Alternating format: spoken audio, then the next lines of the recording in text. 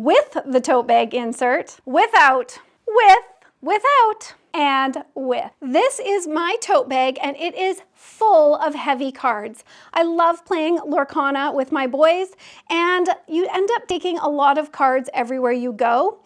When I first made this tote bag, I found that the bottom of my tote bag was sagging, and that is of course because of all of the weight that is inside it. So I have got a secret to share with you. The very first thing that you are going to need is a dollar store cutting board. So let's jump on in and I will show you exactly how I did it. So as you can see, I have my cheap cutting board, and then I am also using a layer of this Pellon interfacing, which I will link to both items in the description down below. Then grab your tote bag and measure the inside bottom of your tote bag so that you have your measurements for the next step. Now I'm going to grab my cutting board and a Sharpie and I will draw those measurements onto my cutting board.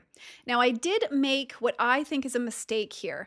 I thought that I would use one of those beautifully curved corners as the template for my other 3 corners. So I cut my rectangle out, leaving that one curve in place. If I were to do this again, I actually would have moved my measurements into the center of the cutting board and had 4 sharper corners that I could just trim down a little bit instead of having that one corner that's quite substantially curved. Then, using a pair of my junk craft scissors, not my fabric scissors, I cut out my insert. Then grab your tote bag and see if your insert fits nicely. For myself, I found it was a little too snug, so I cut away an extra 1/4 inch from both the short end and the long end before creating a bit more of a softer corner on all 3 of my sharp corners. Now, if you are content with this being the bottom insert, you can skip this next step, but I do want a bit more of a softer touch to the insert.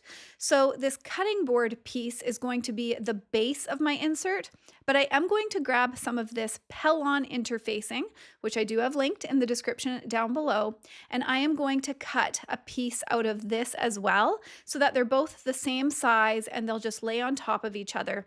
That way I have the softer piece on the top, so when you reach on into your tote bag, it will feel just that little bit softer.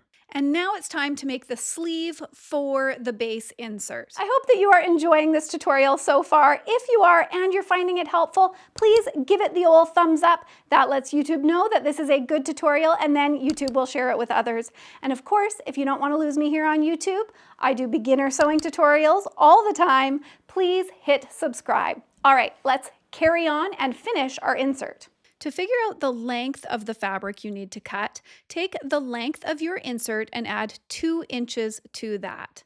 Then, to figure out the width of that fabric, you will measure the width of your insert, times that by 2, and then add an extra inch to account for your seam allowance. Then fold your fabric right sides together in half and clip along that long edge. So a 1/2 inch seam allowance down that long edge.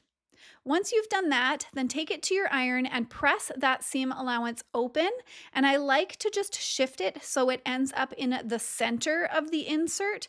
That way, when it's facing down in your tote bag, you will not see that seam. Then take it back to your sewing machine and sew another 1/2 inch seam allowance along one of those short edges. Then before turning this right side out, just snip away some of the bulk from those 2 corners without, of course, snipping across that seam. With your fingers, you can gently push out those 2 corners before taking this to your iron and giving this insert a final press. Now it's time to put your inserts within your insert pocket. Do this so that that softer top is on the top end of your insert, and then the cutting board piece is laying towards that seam on the bottom of your insert. Then, once you've got those 2 pieces within your insert, it's time to finish that raw edge. Now, you've given yourself a little bit of extra fabric on this end to work with, and I like that because it allows you to tuck your fabric within itself, creating a nice finished edge. I do wiggle the fabric a little bit so that I can get a straight edge that has at least 1/8 of an inch of fabric sticking out past that insert. That way you can sew a seam allowance across that seam, finishing it in place without accidentally hitting that cutting board with your needle. Let me know in the comments down below if you like this method or not. I find that it is a fantastic way to give your tote bag a lot of structure if you are putting a lot more heavy things into your tote bag. There are so many ways that you can elevate a tote bag. I have a tutorial where I walk you through 2 different ways that you can add pockets into your tote bag. So if you're interested in that, definitely click the square on the screen somewhere and it will bring you to that tutorial. And if you actually liked this tote bag in particular, I am going to link to that tutorial in the description as well. I hope that you guys have a wonderful day. Bye for now.